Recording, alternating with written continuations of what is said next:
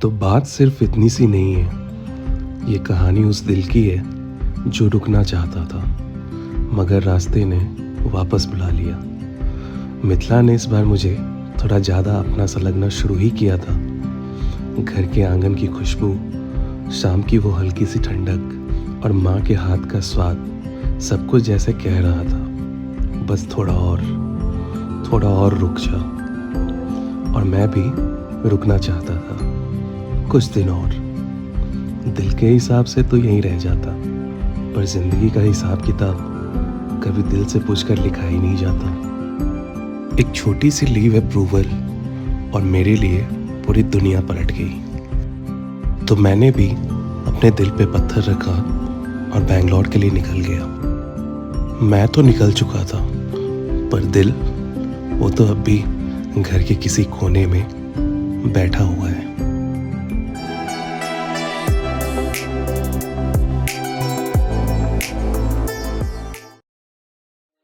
Welcome back to a new video. और आज का ब्लॉग शुरू करना थोड़ा मुश्किल लग रहा था, क्योंकि कभी कभी ज़िंदगी हमसे वही चीज़ मांग लेती है जिससे हम सबसे ज़्यादा प्यार करते हैं, वक्त। और मेरा वक्त चाहता था कि यही मिथिला के इस शांत शाम में रुक जाए, पर अब रुक नहीं सकता क्योंकि वक्त ही तो नहीं है। तो चलिए निकलते हैं और सबसे पहले कुलदेवी का आशीर्वाद लेकर आगे बढ़ते हैं।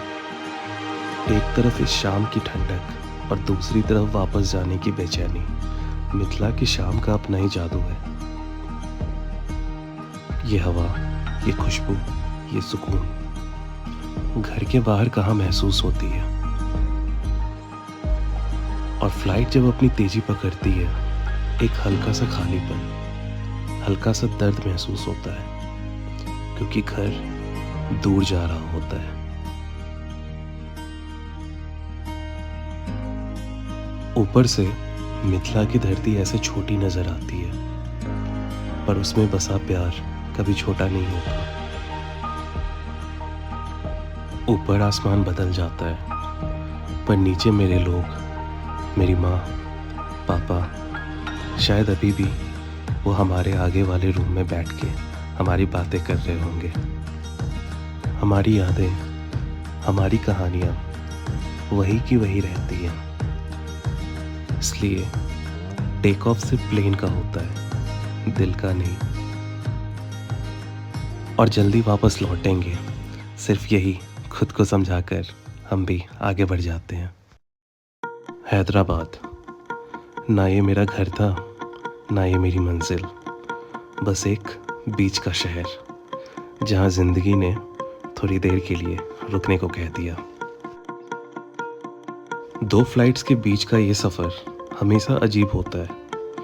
ना मैं पूरी तरह घर पे रहता हूँ और ना ही बैंगलोर पहुँच पाता हूँ। बस एक मुसाफिर की तरह बीच में कहीं अटका हुआ रह जाता हूँ। पर शायद रुकना भी जरूरी होता है।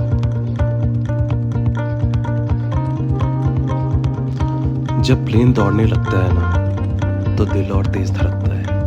लगता है शायद इस बार उड़ानों के साथ थोड़ा सा बोझ भी पीछे छूट जाए।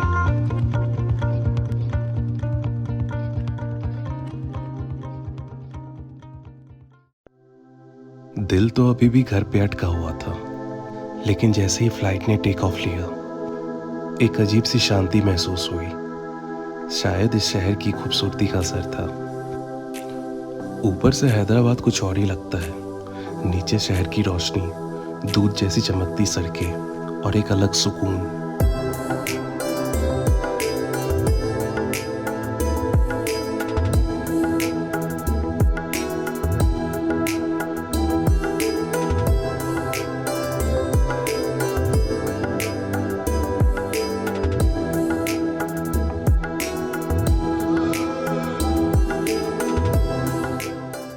जब मैं नीचे देख रहा था, तो लगा कि ये शहर मुझे कुछ सिखा रहा है कि ज़िंदगी कितनी भी उलझन भरी क्यों ना हो, थोड़ा ऊपर उठकर देखो तो हर जगह एक नया नज़रिया मिल ही जाता है। और अब बैंगलोर अपनी रोशनी के साथ सामने खड़ा था। दूर से देखो तो ये शहर एक गैलेक्सी लगता है। हर लाइट एक कहानी, हर रोड एक नई रेस।